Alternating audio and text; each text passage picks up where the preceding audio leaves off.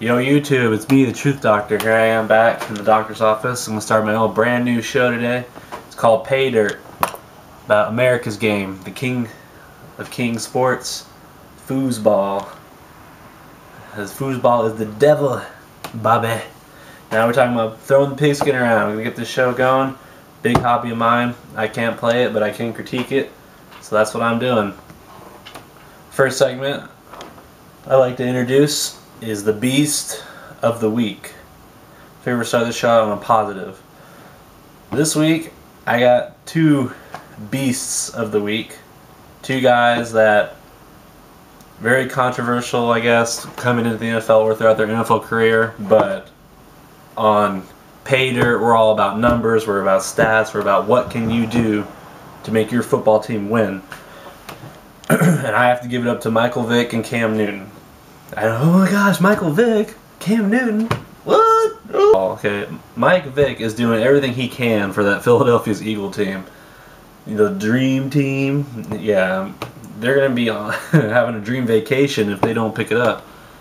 He threw 414 last week in a loss, granted, but Michael Vick has not been the reason why that team is losing. It's the Namdi, it's Babin, it's DRC, they got small linebackers. I can go on and list. We have a whole show about what's wrong with the Philadelphia Eagles, but we won't talk about the Philadelphia Eagles. Now, moving on to a more fun segment, we got the Scrub of the Week. I know what you're thinking, John, or Truth Doctor.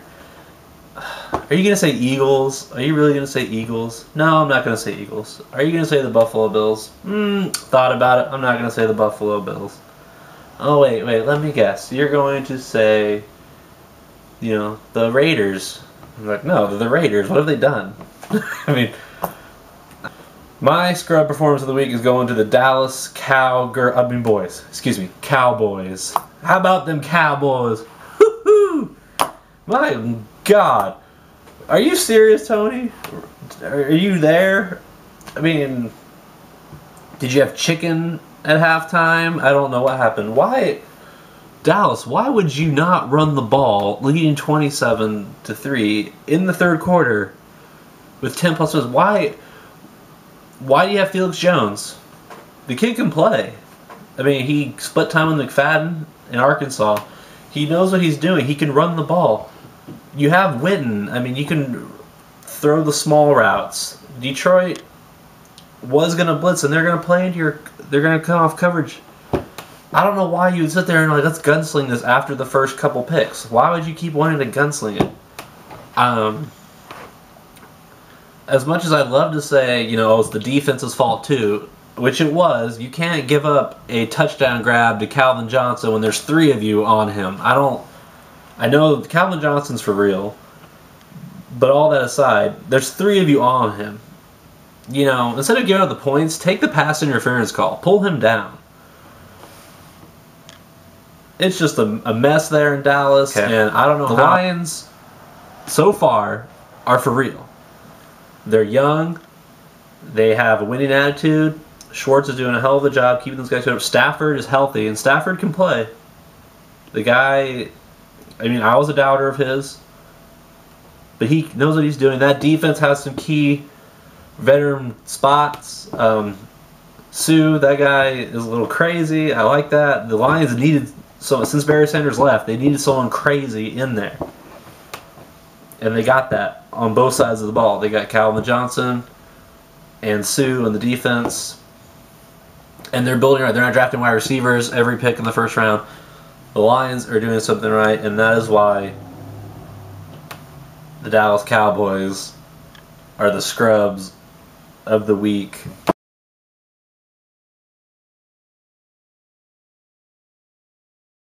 Now we're going to dive right in to the story of the week. Obviously, we're not going to talk about the Cowboys anymore. We're not talking about the Eagles anymore. I could talk about the Giants going into Arizona, get another win. Atlanta finally getting a win on the road. Miami. Let's talk about Miami. What are you trying to build with? I don't understand. I can't blame Sperano. What have you given Sperano to work with?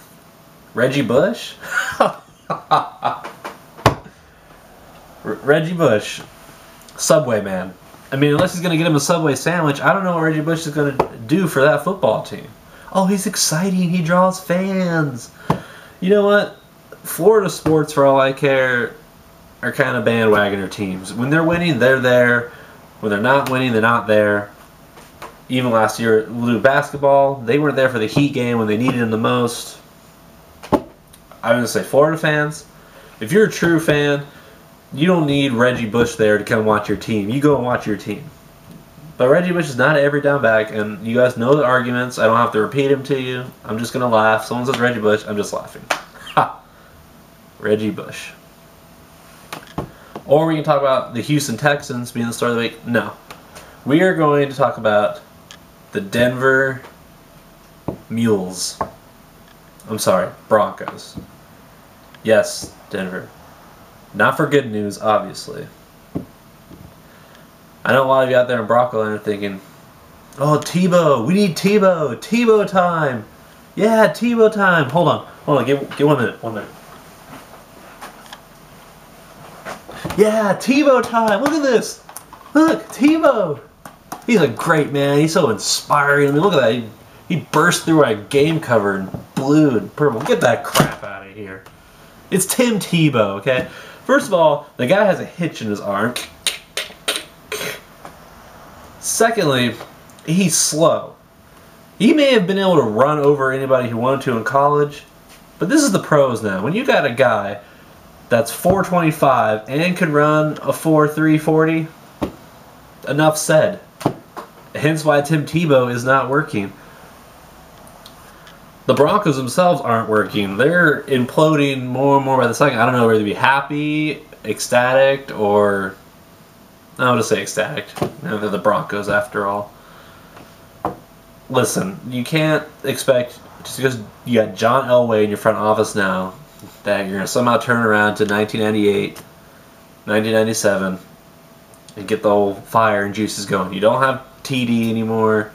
You don't even have Portis. You don't have Sharp. I mean, you guys have a bunch of scrubs on your team. Kyle Orton is only there so he can make his money, because he knew he wouldn't make that money anywhere else. Next year, he's gone. You need to throw in Tebow now. Despite all the criticism I just gave him, throw him in now, see what you got. Throw Quinn in now, see what you got. When I already know they're garbage. But, you know, just to make your fans feel better, throw them in, let them play. They're not going anywhere this year, next year, maybe even the year after that, unless they can somehow get that defensive solidified and they get some other playmakers on the outside to complement Moreno and McGahee. But when you don't, if you don't have any kind of decent quarterback whatsoever, and I would know, being a 49ers fan, Alex Smith is not the answer. And we're in the same boat as the Denver Broncos, but we have a better schedule, so we're winning. And it also helps when the Eagles implode. So, Denver, take my advice. Throw who you got out there. Let's see what they can do. Otherwise, you will be a laughingstock on my show for the rest of the year.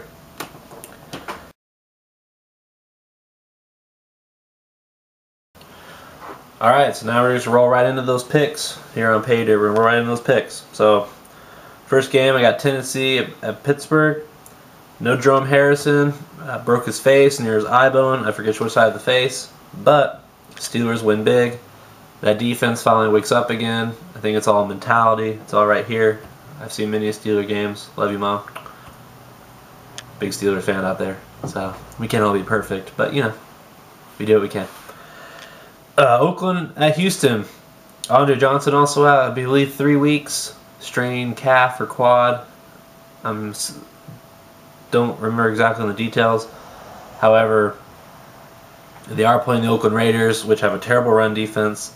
So unless the Raiders can stop Foster and Tate, I see the Houston Texans being able to zone block them all day and do a kick out for Owen Daniels. Next, we got a couple scrub games coming up. Kansas City at Indianapolis. I want to say Indianapolis because they're at home, but I seen their mentality this last Monday night. They just seem like they really got crushed after trying really hard again and still coming up short. And those are veteran players. I know they're going to keep playing hard because they are veteran players on the defensive side and some of the offensive positions as well. But frustration is going to be able to start kicking without Peyton Manning. And I have Kansas City beating them in Indianapolis. Next, we got Cincinnati at Jacksonville. A couple other scrubs.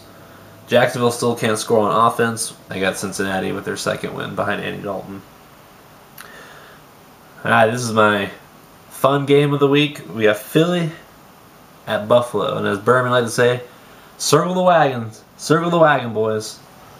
Buffalo is going to go in at home, win big.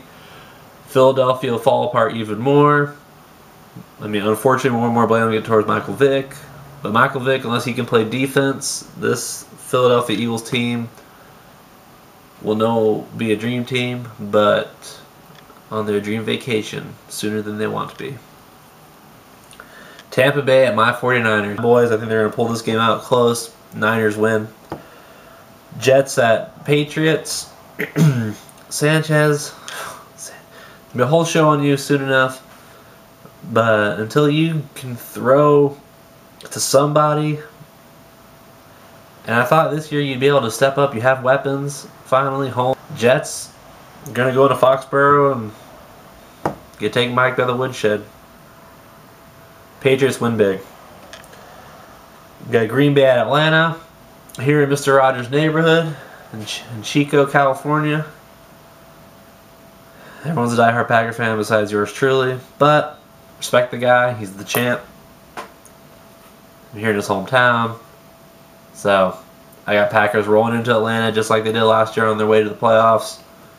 Marching through, big win, another big game for Aaron Rodgers.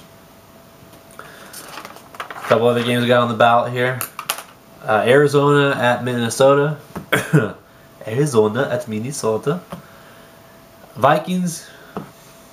I don't know why you can't close out games this year for McNabb, who seems to be playing decent enough to get you some wins.